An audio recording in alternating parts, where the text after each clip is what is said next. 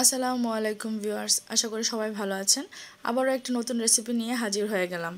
আজকে আপনাদের সাথে আমি শুটকি দিয়ে কচু মাখা মাখা করে রান্না করে দেখাবো। খেতে এত মজার হয়, একবার রান্না করে দেখবেন, একদম প্রেমে পড়ে যাবেন। এক প্লেট ভাত কিন্তু নিমিষেই শেষ হয়ে যাবে। এখানে আমি একটা শোলা কচু নিয়ে নিয়েছি, এখানে ছোট পুঁটি মাছের শীতল শুটকি নিয়েছি, 2টা মিডিয়াম সাইজের পেঁয়াজ নিয়েছি, একটা বড় সাইজের রসুন নিয়েছি। এখন আমি রান্নায় চলে আসলাম। চুলা অন করে আমি একটা প্যান বসিয়ে নিয়েছি, পরিমাণ অনুযায়ী সয়াবিন তেল দিয়ে নিয়েছি। আমি এখানে মাছ শুটকিগুলো দিয়ে দিলাম। আমি মাথাগুলো ফেলে নিয়েছি, আমার কাছে মনে হয় মাথাগুলো থাকলে একটু তিতা তিতা লাগে। শুটকিগুলো আমি ভালোভাবে ভেজে নিচ্ছি। এখানে আমি পেঁয়াজ আর রসুনটা, আস্ত রসুনটা আমি দিয়ে দিলাম। আমি এখানে ভালোভাবে ভেজে নেব। আমি শুটকি, পেঁয়াজ, রসুন একবারে ভালোভাবে ভেজে নিচ্ছি, যাতে কোনো স্মেল না থাকে আর শুটকির গন্ধটা যেন তো ভালোভাবে ছড়ায়।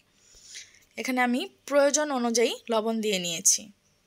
এখানে আমি রসুন বাটা ব্যবহার করছি, 1.5 টেবিল চামচ রসুন বাটা দিয়েছি। আমি ভালোভাবে নেড়ে মিক্স করে নিচ্ছি, যেন রসুনের কাঁচা গন্ধটা না থাকে, এই জন্য আমি একটু ভালোভাবে ভেজে নিব। আমি এখানে মশলা অ্যাড করব। এখানে আমি 1 চা চামচ হলুদের গুঁড়া দিয়ে দিয়েছি।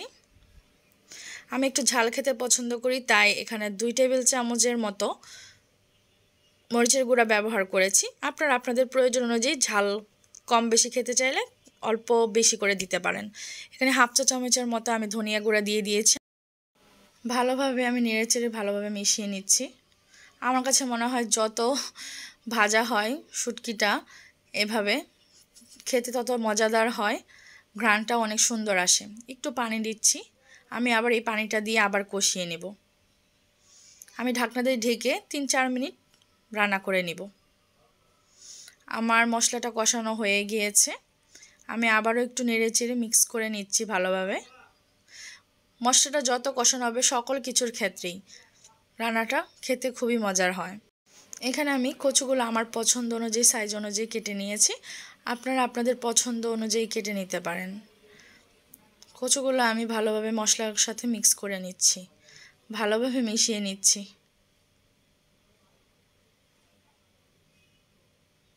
আমি এখন আবার ঢাকনা দিয়ে দিব। 5 মিনিট রান্না করার পর আমি আবার ঢাকনা খুলে আবার ভালোভাবে আবার মিশিয়ে নিচ্ছি মশলাগুলোর সাথে। ভালোভাবে নেড়েচেড়ে মিশিয়ে নিলাম। আমি এখানে পছন্দ অনুযায়ী কাঁচামরিচ দিয়ে নিলাম। আপনারা ঝাল যদি বেশি খেতে চান বেশি দিবেন, কম খেতে চাইলে আর অল্প করে ইউজ করতে পারেন। অবশ্যই এভাবে কচুটা রান্না করে দেখবেন, গলায় ধরবে না, খেতে ভালোই লাগবে। এখানে আমি কচু সিদ্ধ করার জন্য 1 কাপ পানি দিয়ে দিলাম। আপনারা যেমন পরিমাণ অনুযায়ী কচু নেবেন ওই পরিমাণ অনুযায়ী পানি দেবেন সেদ্ধ করার জন্য। আমরা সবাই জানি কচু সেদ্ধ হতে অনেক সময় লাগে। আমি আবারও ঢেকে দিচ্ছি। আমি এখন 10 মিনিটের মতো রান্না করে নিব। ঢাকনা উঠিয়ে আমি আবারও নেড়েচেড়ে নিব। যারা আমাকে ইউটিউব থেকে দেখছেন তারা অবশ্যই সাবস্ক্রাইব করবেন, যারা ফেসবুক থেকে দেখছেন তারা অবশ্যই ফলো দিয়ে পাশে থাকবেন। আর নতুন রেসিপি পাওয়ার জন্য অবশ্যই নাচ স্টোরিসের সাথে থাকতে হবে। আমি আবারও ঢাকনা দিয়ে কিছুক্ষণ রান্না করে নিব, যেহেতু আমার কচুটা এখনও পুরোপুরি সিদ্ধ হয়নি।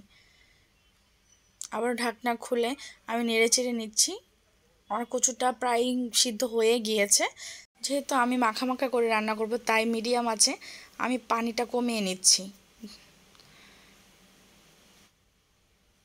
আমি আবার একটু ঢাকনা দিয়ে লো আছে 3-4 মিনিট রান্না করে নিব। কচুটা কিন্তু একদম রেডি হয়ে গিয়েছে, একদম মাখা মাখা হয়েছে। বিশেষ করুন একবার রান্না করে দেখুন, সত্যি সত্যি ভালো লাগবে। শুটকি দিয়ে কচু মাখা কিন্তু একদম রেডি। গরম গরম ভাতের সাথে জমে ক্ষীর হয়ে যাবে। সেই পর্যন্ত সবাই ভালো থাকবেন, আবার নতুন রেসিপি নিয়ে হাজির হব। আল্লাহ হাফেজ।